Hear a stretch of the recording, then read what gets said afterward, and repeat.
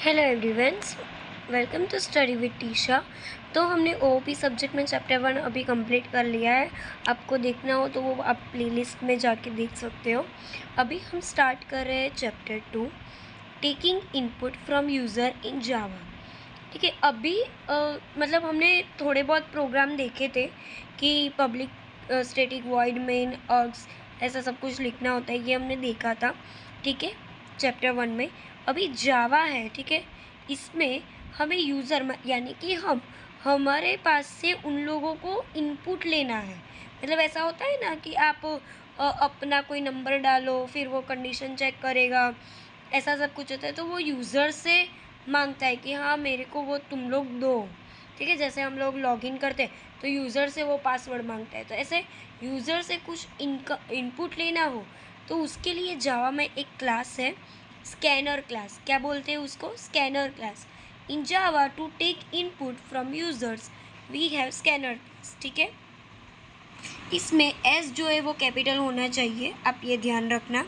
Scanner class is available in the, मतलब हमारे में ना बहुत सारे पैकेजेस होते हैं। जावा हमें बहुत सारे पैकेजेस देते हैं और पैकेजेस हमें क्लास प्रोवाइड करती है। तो ये स्कैनर क्लास कहाँ पे है?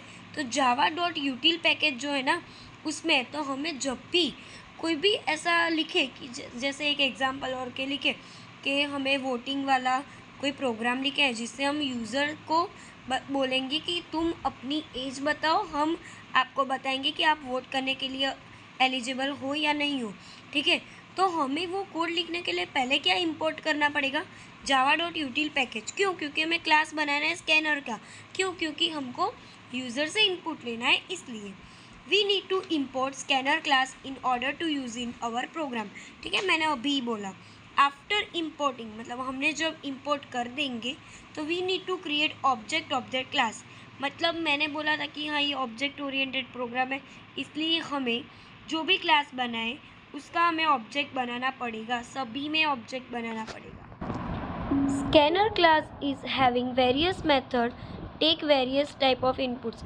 मतलब ये जो स्कैनर क्लास है ना, तो इससे हम बहुत से टाइप के इनपुट ले सकते हैं। जैसे कि इंटीजर लेना हो तो next integer, next float, next double, next boolean, next byte, next string. ठीक है, ऐसे एग्जांपल्स है। अभी हम लोग ये एक एग्जांपल देखते हैं कि फाइल नेम हमें इनपुट डॉट जावा है। ठीक है, अभी मैंने बोला था कि फाइल का नेम जो भी हो वही क्लास का नेम होना चाहिए। ठीक है, तो इनपुट फाइल का नेम है तो इसका क्लास का नाम भी हम इनपुट ही रखेंगे। ठीक है, इसके आगे एक चीज़ मैंने बोली थी कि इंपोर्ट कराना है, तो इसके बाद हम लिखेंगे इंपोर्ट डॉट जावा यूटिल स्कैनर। ठीक है, उसके बाद पब्लिक क्लास तो हम बनाते ही है। उसके बाद public static void main method में इनिशियलाइजेशन करने के लिए। ठीक है, अभी मैंने बोला था कि इनपुट लेना है। क्या करना है? इनपुट लेना है। तो हम क्या करेंगे? स्कैनर लिखेंगे। ये इसका हम ऑब्जेक्ट बनाएंगे। ये क्या बनाया हमने? ऑब्जेक्ट कैसे बनाते हैं ये हमने आगे देखा था कि स्कैनर फिर एससी, ये एक स्कैनर ही है, फिर SC is equal to new scanner. अभी सिस्टम में इनपुट इन करना है, मतलब हमें सिस्टम के अंदर जाना है, इसके सिस्टम डॉट इन। ठीक है, अभी मैंने बोला था कि प्रिंट करने के लिए ये लिखता है system dot out print ln enter integer A.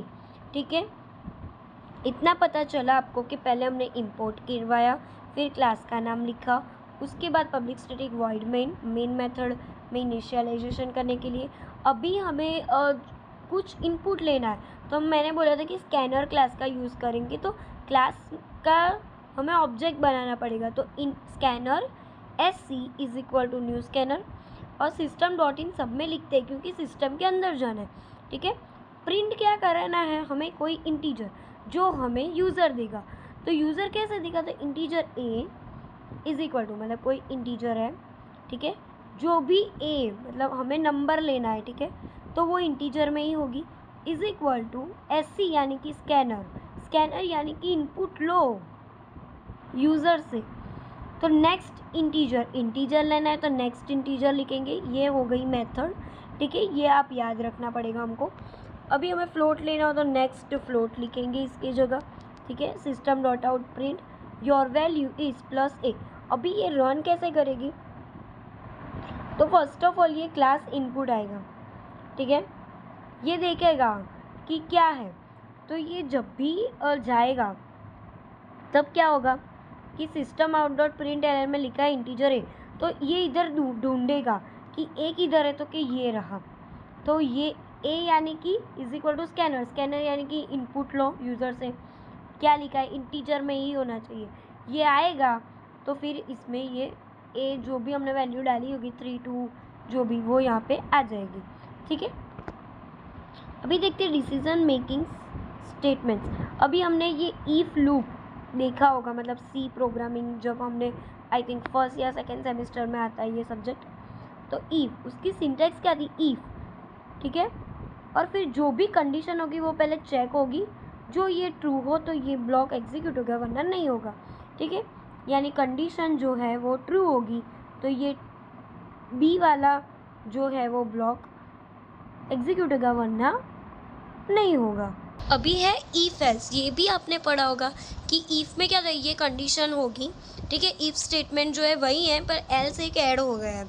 If यानी कि ये कंडीशन चेक होगी। ठीक है, ये जो ट्रू होगी तो ये ब्लॉक, या नहीं होगी तो फिर ये वाला ब्लॉक एग्जीक्यूट होगा। ठीक है, ये कंडीशन है, इसका ये फ्लो चार्ट भी बताया कि कंडीशन होगी जो ये ट्रू होगी कंडीशन तो ये वाला ब्लॉक, फॉल्स होगी तो ये वाला ब्लॉक। ठीक है, अभी है इफ एल्स इफ। ठीक है, तो इसमें क्या होता है कि ये कंडीशन चेक होगी। ठीक है, ये जो ट्रू होगी तो ये होगी, ये एग्जीक्यूट होगा।